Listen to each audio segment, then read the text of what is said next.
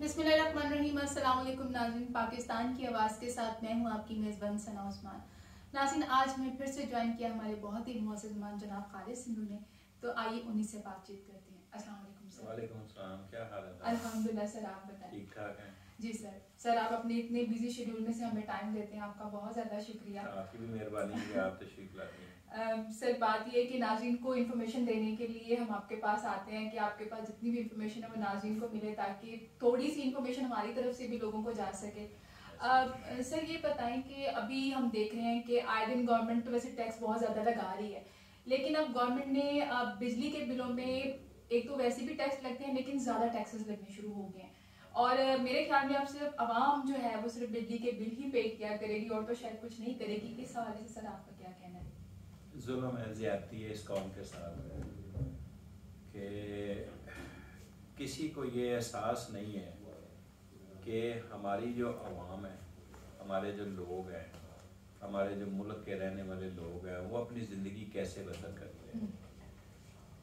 Tax बेशक लगाए, 100 दफ़ा लगाए, लेकिन क्या इनको ये पता है कि लोगों को रोज़गार कैसे मिलता है, लोग 2 वक़्त की रोटी कैसे पूरी करते हैं, लोग अपने बच्चों की फ़ीसें कैसे अदा करते हैं, लोग बीमार हों तो मेडिसिन कहाँ से हासिल करते हैं।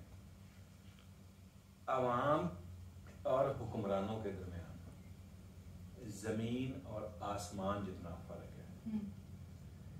इनको, हमारे जो हुक्मरान हैं, इनको ग्राउंड रियलिटी का इल्म ही नहीं है, चूँकि ये ग्राउंड रियलिटी से इनका जन्म ही नहीं हुआ।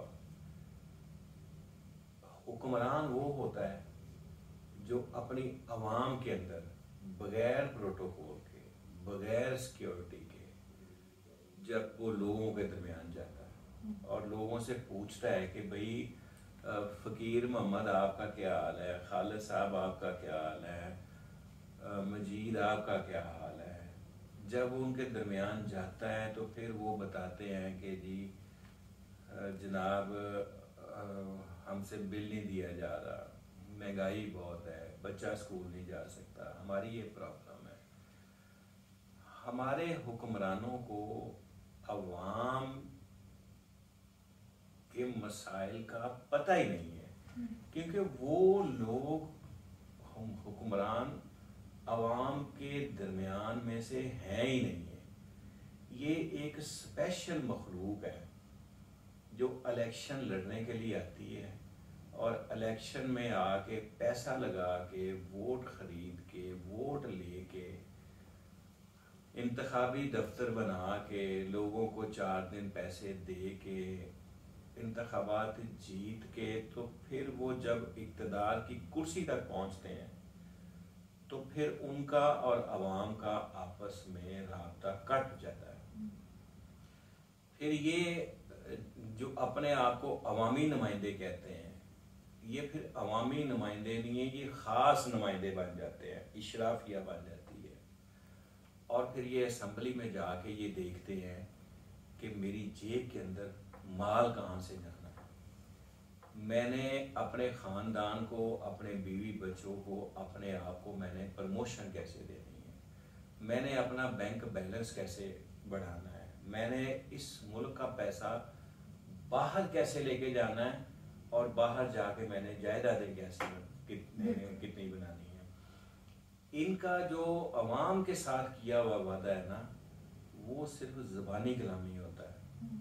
अवाम के कंधे पे चढ़ के ये MPA बनते हैं, ये वज़ीर बनते हैं, ये चीफ मिनिस्टर बनते हैं, अवाम के कंधे पे चढ़ के ये MNA बनते हैं, वज़ीर बनते हैं, वज़ीर आज़म बनते हैं, सेनेटर बनते हैं और इस मुल्क के प्रेसिडेंट बनते हैं। लेकिन फिर उसी अवाम के जिसके कंधों पे चढ़ के आए होते हैं, उन्हीं के अंदर ये पाँव रख के और अपने अखराजात का, अपनी आसाइशों का बोझ डाल के उसको मार देते हैं। ये डेफिनेशन है हमारी अवाम की और हमारे हुक्मरानों की। तो इनको क्या है कि कोई पेट्रोल अपनी मोटरसाइकिल के अंदर दिलवा सकता है कि नहीं दिलवा सकता, इनको तो कोई फिक्र ही नहीं। बिल्कुल सर, आए दिन वैसे तो बिजली के रेट्स बढ़ते ही रहते हैं, लेकिन अभी जो है वो कुछ खास यूनिट्स पे ज़्यादा से ज़्यादा टैक्सेस लगा दिए गए हैं, तो आवाम के लिए आगे ही जीना मुश्किल था, दो वक्त की रोटी मुश्किल थी, अभी ये टैक्सेस की भरमार भी ज़्यादा हो ये गई है। इनकलाब को दावत दे रहे हैं, ये भूख, गुर्बत, अफलास, बीमारी, इन सब को अवाम को दे के ना, उनके नसीबों के अंदर दे के, तो ये इनकलाब को दावत दे रहे हैं। और अगर अवामी इनकलाब, अगर छोटी सी भी चंगारी इस मुल्क के अंदर किसी एक नुक्कड़ से अगर वो निकलेगी ना, तो पाकिस्तान सारे को अपनी लपेट में ले लेगी। और उसका सबसे निशाना जो होगा ना, वो होगा खास आदमी।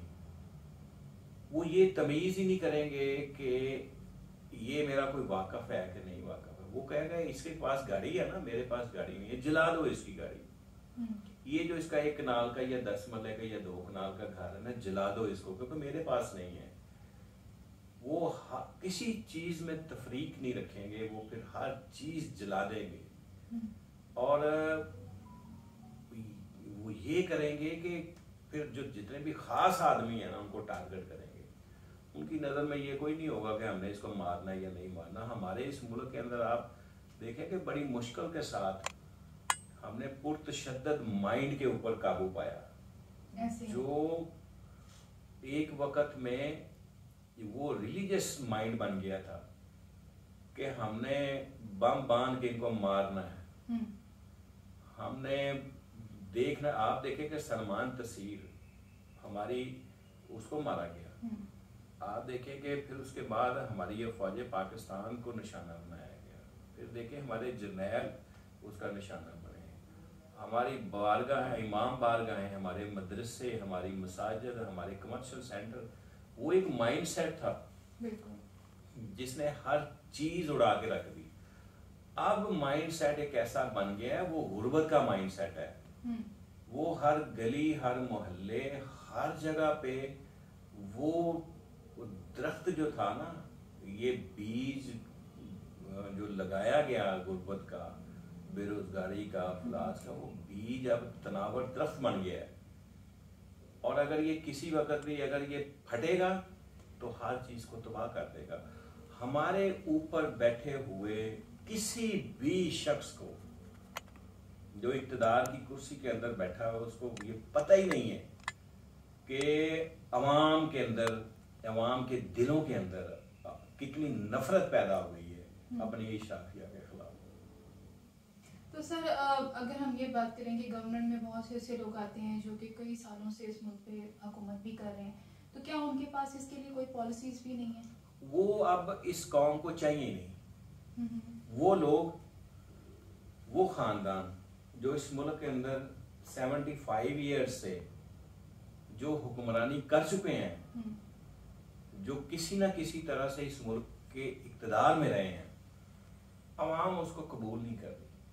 अवाम उनको रिजेक्ट कर चुकी है, उस निज़ाम को रिजेक्ट कर चुकी है जिस निज़ाम के तहत पाकिस्तान और पाकिस्तान के अदारे इस स्टेज पे पहुंचे हैं। लोग उनको अब कबूल नहीं कर रहे। इस मुल्क के अंदर नया निज़ाम लाना पड़ेगा। इस मुल्क के अंदर नया निज़ाम आएगा, नए लोग आएंगे जो मुहिब्बे वतन होंगे, जो पाकिस्तान के वफादार होंगे, जिनको अवाम के दर्द का पता होगा, वही इस मुल्क को आगे लेके जाएंगे। ये नहीं जा सकते, ये हुक्मरान नहीं ले जा सकते, ये सारे के सारे रिजेक्टेड माल है। सर, ज़ाहिर है कौम को तरक्की की ज़रूरत है और तरक्की के लिए ज़रूरी है कि हमारे हुक्मरानों को इस चीज़ के लिए सोचना चाहिए। जी नाज़रीन, आज के प्रोग्राम में यकीनन आपको बहुत ज़्यादा इन्फॉर्मेशन मिली होगी और हर हुक्मरान जो रोटी कपड़ा मकान का नारा लगाता है, उसको ये सोचना चाहिए कि आवाम के लिए सहूलियात भी फराहम करनी है और आवाम को उस तरह से सहूलत देनी भी है। सर, मैं आपका बहुत ज़्यादा शुक्रिया अदा करूँगी कि आपका आने के लिए बहुत ज़्यादा शुक्रिया। और नाज़रीन, आपका भी शुक्रिया कि आप हमारे इस चैनल को देखते हैं, हमारे प्रोग्राम्स को देखते हैं। जाते जाते आपसे की गुजारिश करूंगी कि आप हमारे इस चैनल को लाइक कीजिए, सब्सक्राइब कीजिएगा। इंशाल्लाह अगले प्रोग्राम में आपसे मुलाकात होगी, तब तक के लिए अल्लाह।